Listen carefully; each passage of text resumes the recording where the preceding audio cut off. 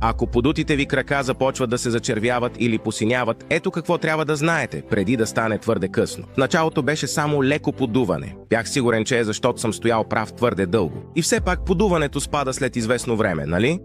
Така си мислех. Една сутрин забелязах нещо странно, тъмно петно близо до глезена ми. Изглеждаше като леко натъртване, но след няколко седмици стана по-тъмно. Стана червено, после лилаво, накрая почти черно.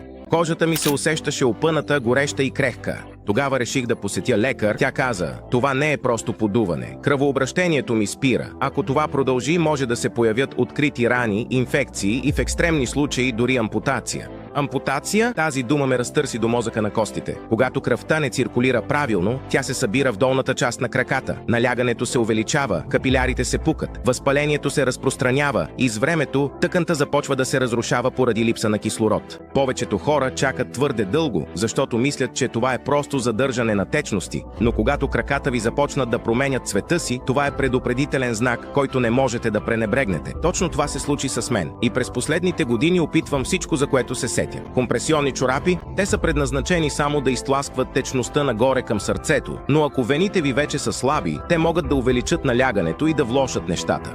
Диуретици?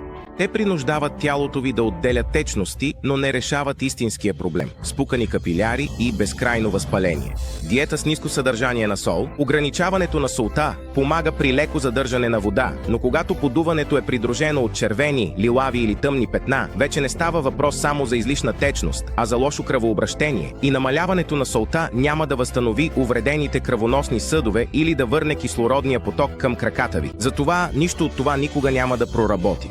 Моят лекар каза, че единственото истинско решение е да се спре дълбокото възпаление, което първоначално разрушава капилярите ми, и тогава тя ми разказа за една революционна формула, която препоръчва на всичките си пациенти. Натурално средство, което лекува подутите крака без операция или рискови лекарства.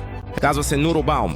За разлика от временните решения, този революционен балсам се насочва към дълбокото възпаление, като спира цикъла на подуване в самия му корен. Ето как тамян и смирна, тези древни лечители работят заедно, за да успокоят дълбокото възпаление и да възстановят кръвообращението, като предотвратяват задържането на кръв в краката ви. Анджелика синенсис, тази мощна билка, засилва кръвообращението, като помага на тялото естествено да изхвърли задържаните течности, вместо да ги изкарва на сила като диуретиците. Комунига, известна като природен лечител на тъканите, тя възстановява увредените капиляри и укрепва кръвоносните съдове, като спира бъдещи течове и подуване.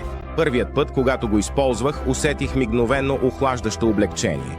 Това беше ментовото масло, което веднага облегчи стягането и дискомфорта. Още на третия ден подуването започна да намалява. До края на първата седмица краката ми се чувстваха по-леки и по-силни, а до втората седмица едва можех да повярвам. Тъмното петно, което ме беше изплашило, сега избледнява. Кожата ми отново стана здрава, а краката ми върнаха се към нормалното. Започнах отново да живея живота си с пълна енергия.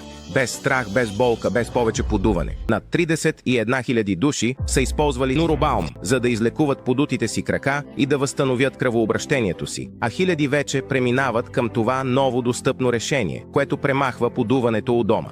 Ако подутите ви крака показват зачервяване, лилави оттенъци или тъмни петна, не го пренебрегвайте както аз. Опитайте Нуробаум днес.